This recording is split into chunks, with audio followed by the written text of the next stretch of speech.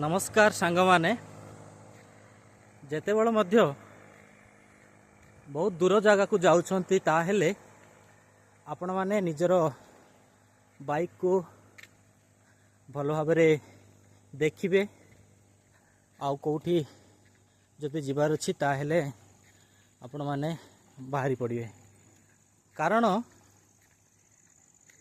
एई जो जुगटा जेमिति हेछि केही काहार नुहंती जेहेतु वर्तमान एवं जो भारतमाला बोली जो रास्ताटा है विशाखापाटना टू रायपुर पर्यंत आपड़ जितेबले जाऊँच गाड़ी रे तेलटा कम से कम टांकीटा फुल करके जातु जेहेतु से भारतमाला रे जदि आपड़ जाऊँच ताहेले नहेले भाई आपड़ जयपुर रु जदि आसुछंती आसीबा समय रे हुए तो कौ